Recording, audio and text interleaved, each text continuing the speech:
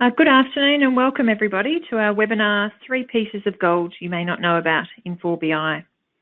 Thanks for taking the time out to join us. The webinar today is geared towards our customers with Infor BI to show 3 useful features that you may not currently know about that you might find of value. And those that are on the call at the webinar, and I know there's a few of you that don't currently use Infor BI, this will give you a quick insight into the capability and look and feel. Just a little bit of housekeeping firstly. We will be taking questions and allocating a good deal of time at the end of the session today to answer any of those questions. You'll see in your WebEx or webinar panel there's a place there called questions where you can ask questions, and between Peter and I we will be able to answer those questions for you or follow up with you. We are recording the session, so this means that we will upload it to our YouTube channel at the end of the session, and therefore you'll be able to access it, look at it again if you would like to, or share it with your colleagues. So just on to our agenda for today and some introductions. So I'll just introduce Peter and I, Infor BI, and then we'll get to what we're all here for, and that's the demonstration of 3 features. Got report books and scheduling of reports, dashboards, and showing you a little bit about the Microsoft Office integration capabilities. As previously mentioned, we'll also answer questions at the end of the session today. So just introducing the speakers today, we've got Peter Mayle. Many of you may be familiar with Peter. He's really the star of the show today. 19 years at Professional Advantage in various roles with software, but most importantly a senior Infor BI senior consultant. And Peter works day in, day out with our clients to transform and improve their planning and reporting processes. And when I say planning, I mean you're mostly familiar with terminology, budgeting and forecasting. And I'm Rebecca. I've been at PA just a mere 10 years, so nothing on Peter. And I sum up what I do is helping clients use the technology they have or help them find technology that delivers the most value to the different stakeholders in their companies. So I just want to quickly introduce Infor BI. Now, most of you on the webinar have Infor BI or you've heard of it, but many of you may call it something different or have heard of it in different naming. So some of you may know it as Sun Systems budgeting tool, or others terminology like SSBF or names like Infor PM. However you know of it, it is actually all Infor BI, and that's the current name for the technology from Infor. So given that we're all coming from different places on the webinar today, I just wanted to give us a quick common understanding of what Infor BI is, so that we all know the potential of what we have and potentially what we could have. So whilst it does indeed deliver planning, so your budgets and forecasts over Sun Systems or over the finance systems, it's also a reporting and a dashboard tool that can pull information not just from one source, which many of you are probably using it from 1 or 2 sources, but all your different business systems and data sources, for example, HR or payroll or some operational systems, not just one. And if we just have a quick look at the picture that's on the monitor at the moment, this kind of explains Infor BI's full capability. So first of all, obviously we plan as part of our cycle, we do budgets and we forecast, and that predicts and plans what we're going to do. Then we monitor via reporting and the different reporting options that we need. And then we analyse why did something happen, what will happen, and what if we change something, what would happen then. And that full analyse, plan and monitor is I guess the full breadth of what Infor BI can do. So now I'm going to hand over to Peter, and he's going to run through the 3 features that we wanted to show you today. Thank you very much, Rebecca.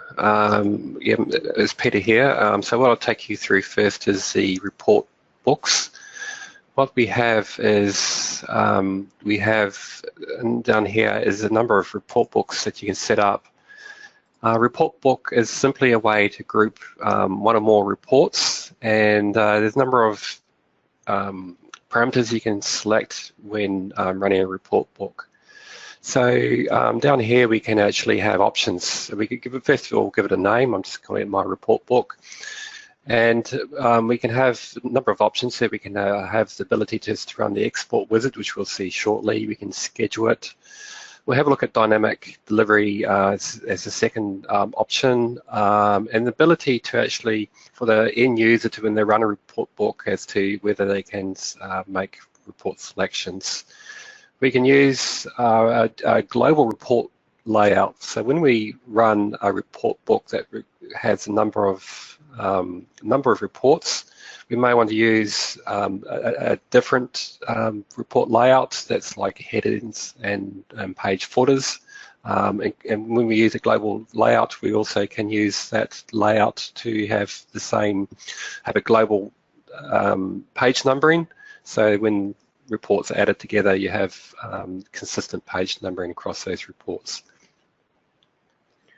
So here we see we have two reports. One's called profit and loss statement, the other one's called profit and loss comparative.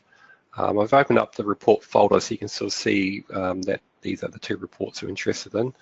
So when we look at this, we have a number of parameters, report parameters, and there may be more parameters than we need to show the users. So we've selected here the version, the scenario, and the company, and ignoring the rest, and also allowing the users to edit those.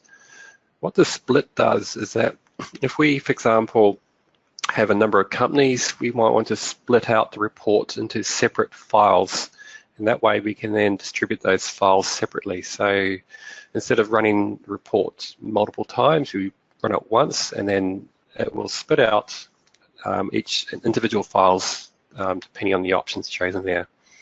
So if I look at the second set of parameters, I have different report parameters. And these are actually defined within the reports. These are actually combo boxes that are defined in the report. So what I'll do next is actually show you the generation of the report. So what we can do is actually click on here to go export wizard, and you can see now as a end user, maybe I am now running that report book or exporting it, and you can see now just the options that I chose earlier. So earlier I actually only selected the 3 parameters in that first report, and the second report only 2. So I can now go and I'll just leave the current selections for my year and version, and I will select the companies that I'm interested in. So here I've got a drop down, and I can select, say, I may be selecting a number of companies that I want to for this report to generate. If I look at my second report, maybe I have a different set of parameters. Maybe I'm just interested in Australia and New Zealand.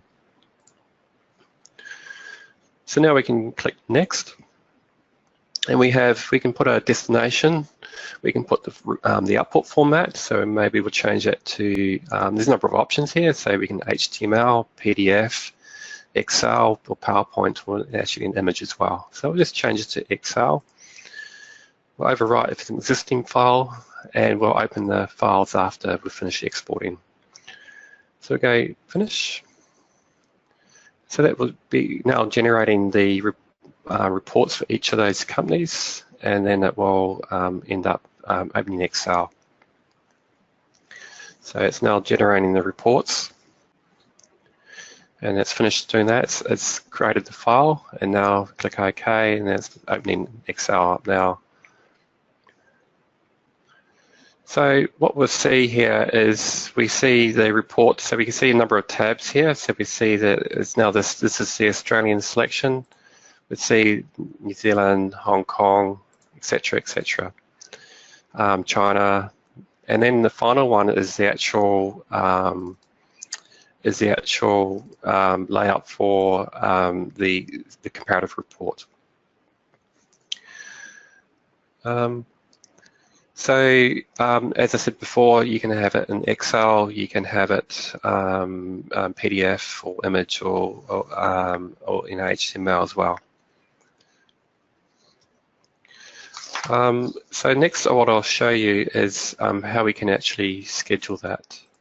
So you can have maybe have it could be an individual report that you schedule, or it could be a whole report book which is made up of a number of reports.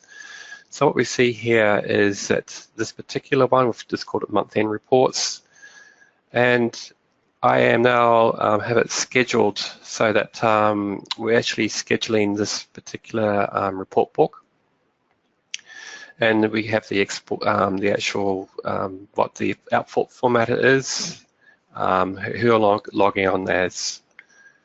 If we just go through the options here, we can actually see that we can actually set up a time, so we can say, hey, look, it's 1 p.m. every day, or we can have it maybe once a week or once a month.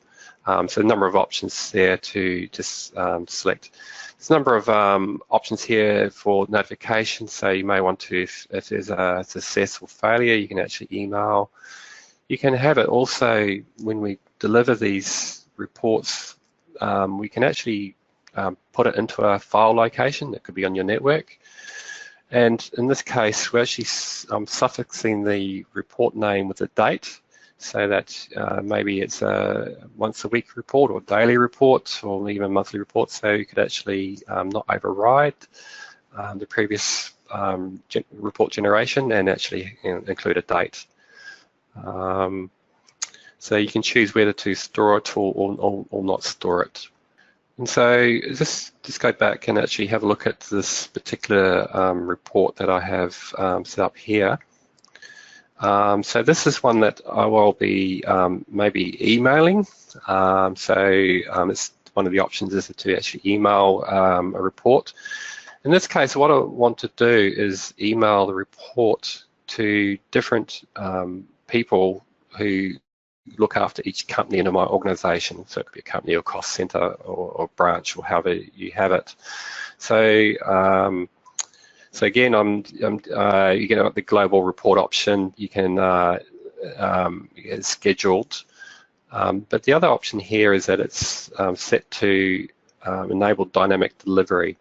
And so this gives me the option now to, if I look at the report, I can see here I've selected only 2 companies, and I have an email address attached to those companies. So when I distribute the report, instead of a split now, it's actually now called deliver, and we're now delivering those company reports to those individuals via email. And essentially, that's what report books and scheduling does for you. So it's a very, very powerful feature, and it's something that can be very useful for lots of organizations. What I'll do now is just switch to next part of the demonstration is about dashboards, in particular self-service dashboards. So what we have is the ability to, as an end user, to create your own dashboard. So that's what we call it, self-service dashboard. So we have a number of different capabilities of charts. You can see a number of them there. I'll just quickly flick through them. So yeah, scattered charts, bubble charts, compositions like waterfall charts, etc. So there's a number of chart capabilities. So as the end user, I can create my own dashboard, or in fact, what could happen is somebody in the organization may have created a dashboard for you, which allows other people to view it. But I'll just go through the process of creating a dashboard. So first thing first is to go New Dashboard. And we start off with a blank screen. And we have, drill down here, and we have a number of graphs. And so we have here, what I'll do is, I'll just do 2 examples. So the first one I'll do is a compare example. So I'll just drag and drop that onto my screen. Then I'll do a combination chart. And what I'll do now is walk me through a wizard that will show me the different options. So I'll have time as my category, and I'll have version as comparing versions, so that's my two parameters.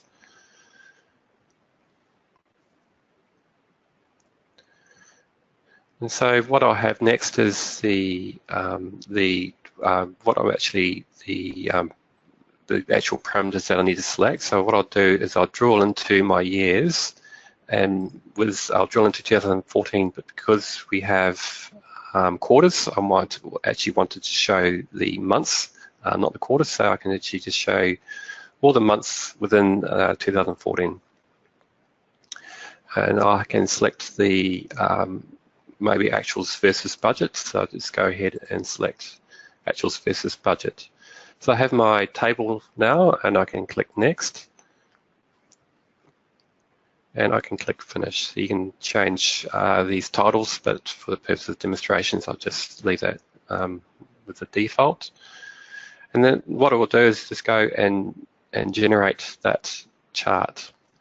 So the chart is a widget, and it's all resizable, so I can now resize that, and I might have a number of widgets on my screen.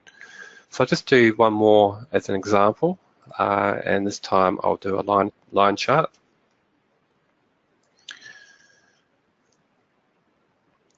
And I'll do a multi-series line chart. So again, you can choose your model. So I've just got a sales model here. And again, I'll use time as my category. And this time I use profit, which gives me a number of measures. And I'll just drill down and into the same year.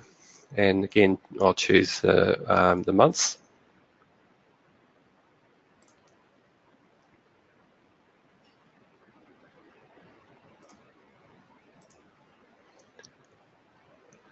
And this time I'll select a number of elements, and I'll choose maybe revenue, cost of sales, and maybe production costs. So again, we've got our table here. We can go next and finish.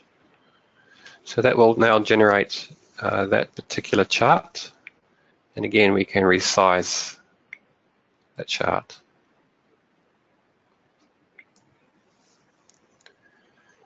So that's a very quick, simple example of a dashboard with just two widgets on there at the moment. I'll just flick to more of a demonstration example now. So this is a demonstration of a self-service dashboard with a number of widgets. And you can see there's a number of capabilities there and what a dashboard may look like. They also can be quite interactive. So in this example, I'll show a customer dashboard and the ability to actually select a different customer and dashboard to update. So as I can click onto maybe a different customer, and then that dashboard will now refresh relating to that customer. And you can also have, this is quite a nice feature. You can have a map. Really that's self-service dashboard. So you can see it's a fairly easy tool for an end user to actually create their own dashboards. So what I'll do next is actually look at now the word integration. So the word integration allows you to let's have it. Maybe we've got two reports, profit and loss statement. So I'll show you two types. One type is based on a table, and so what I have here is an add-in. You can see an Office Plus add-in to Word. So it's now reading my catalog, and I can see I've got two reports that are really specifically set up for the purposes of word integration. I'll just show you what I mean by that. So if I just double click on the first one, profit and loss statement, what it is actually a report that's got very little information on it. It's just very simple. It's got my report parameters up the top here, but what I'm interested in here is the actual data. And so I can select the data or the table that I want. I'll select on predefined formatting, which basically means that it will take the formatting from the report itself, and it will now pull out the information from Infor BI into Word.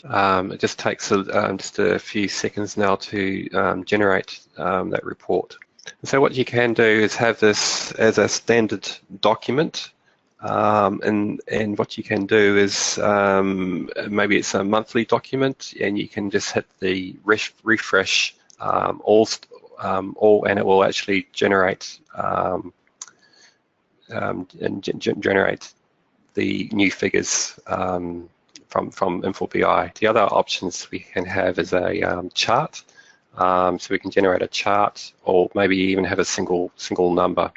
Okay, sorry, this took a bit of time there. So we can see here we have the table now generated. You can format this. This is actually now in Word, and you can just maybe change it slightly just to just resize the formatting a little bit. And so we can have, as you can see here now, it's a table, and it's grabbing the report format from the layout from the report itself, and these numbers are directly from the from Infor BI. So as I said before, you can go back into the Office Plus tab, and you can hit the refresh, and it will refresh the data. So that's just a table. As you can see, it's a very simple sort of layout report. So we're just looking at annual numbers. So what you may want to do is also have a chart. So I'll just do another one, versus expenses. And so this time I'll do a chart. So again, it's just reading the catalog, and I have another report that's set up that's just simplified for the purposes of doing a chart, which is this one here, revenue versus expenses. And again, it's the same thing as before, where I select the range. You notice I don't have the ability to use a predefined format because it's a chart. So I'll just click OK. And so what I have here is now it's an Excel, and I want to maybe change the formatting. So I'll just put some comments here and take away the decimal point. And I'll just, if I exit Excel now and go back into Word, I now have my chart. So you can interact with this chart. So there's a number of, you can change the styles. So you can go through and change the styles. You can see here a number of styles. As I flick through, I can update the style. And maybe I'll settle on this last chart style here. So you can interact with it. You can change you can put things like trend line. So if I click on the trend line, maybe a trend line of revenue, you can add a trend line to that. You can just interact with it with things like the data labels. You can turn that on and off, and just the standard features that there are within Word. So really, you can have a whole report within Word and add commentary, and maybe update that once a month, and just refresh, and that will just pull in the latest numbers from Infor BI.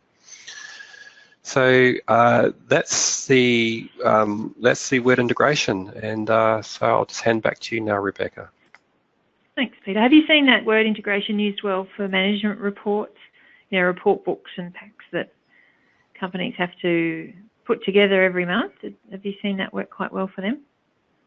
So look, it's a feature that is really it's not people are just not aware of it, and I think this is the purpose of today's webinar, is to actually tell people about this feature, because it's something that gets lost. The features that are demonstrating kind of get lost when we come to do projects. So it's a really good opportunity now to actually tell people about these features. Excellent, fantastic. Well. Please, if you have any questions, pop them into the questions section on the panel. It should be on the right side of the screen. We've got a few that have come through, but we've got plenty of time, so please note them down while I address some of the ones that have already come through, but it looks like we'll be getting an early mark for today. So the first one, Peter, probably you can answer. Is there a particular version of Infor BI that you need to be on? Yes, so the word integration came in with 10.6. The latest version is of Infor BI is version 11, so it's a relatively recent feature. With the report book, that feature came in 10.4. And dashboards came in 10.5. So with self-service dashboards, that has improved over time. So as each version has come in, they've actually improved it quite dramatically. So it's a very nice tool now. Okay. And what version were you using today of Infor BI? I'm on version 11 today. Okay. Great, thank you. And we saw there's just another question about other Office apps that you can integrate with. I think we saw Excel earlier on, but I don't know what's left. PowerPoint, can you integrate with PowerPoint? Yes, so what I demonstrated with Word today, you can do the same thing with PowerPoint.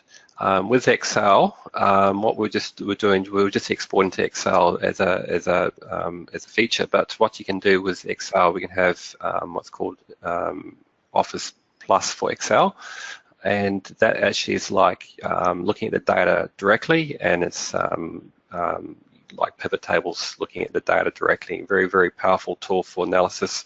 A number of people use it, but again, it's something that sometimes people overlook as a really nice feature. Okay, excellent. And there's just one more question at this stage. Are there any restrictions that was mentioned? I think they may comment here that I mentioned earlier that you can sit over other data sources. Is there any restrictions on that? That's a good question. No, there shouldn't be no restrictions. So yeah, you can use the technology to actually look over other data sources. So no, there shouldn't be any restrictions to do that. Okay. And there's a couple more coming through right now. One that I can address. Been asked if version 11 can be a self-host, like an on-premise version of Infor BI. And the answer is yes. Version 11 is something that you can have, that you can upgrade your current version to, or it's a server-based on-premise solution. So yes, you can, in answer to that question. And one more, Peter. They're coming through thick and fast now. How do you prepare data for Infor BI to look at? That's quite a tricky question to answer. So. Look, normally what we're doing with Infor BI is bringing the data into a cube. So it's really a matter of working out what your data source is and bringing it into a cube so you can analyze easy over different dimensions and building hierarchies within your dimensions and make it really useful. But you can also look directly at different data sources, be it SQL-based or you can be different kinds, but SQL is a very typical sort of data source. You can look directly over it as well. So how do you prepare your data? It kind of all depends question, I'm afraid. It depends on the type of data source. Yeah. Yeah. Can Excel itself be can Excel itself be a data source? So if you're getting data delivered via Excel from a third party potentially. Yeah. So Excel. Excel, CSV, text files. You know, it could be a Access database. It could be, you know, there's lots of different data sources. It's all sort of open sort of technology. So yes, you can bring in different data sources. Yep, and obviously the more automated we can make that and integrated that we do. So let's have a look here. And just to answer, do PA assist in preparing data sources from non-PA products? The answer is yes. As part of the project? Yeah. Yes, so the answer is yes, but of course that's a very would be quite a typical thing to do. But sometimes, because if we don't know the data source, we do often request assistance from the client or the client's vendor. But a lot of work can be done by just looking at the data source and figuring out. But yeah, sometimes it does involve other parties to actually get the information that we require. Okay, fantastic. Well, thank you, Peter. I think we're going to wrap up now, a couple of minutes early. Thank you again for attending. If you do want to contact anyone, please reach out to your account manager. If any particular feature or it's generated any extra questions about Infor BI, please reach out to them or by the email or phone number that's on the screen now. Particularly, Infor BI does tend to be licensed in different ways depending on your particular situation. So important just to have a discussion with your account manager of that, and I can support them and Peter can support them in any way at all, and we can always make further meeting opportunities to discuss further if required. We welcome any further conversation. So thank you very much, everyone, and enjoy the rest of your day and the rest of your week.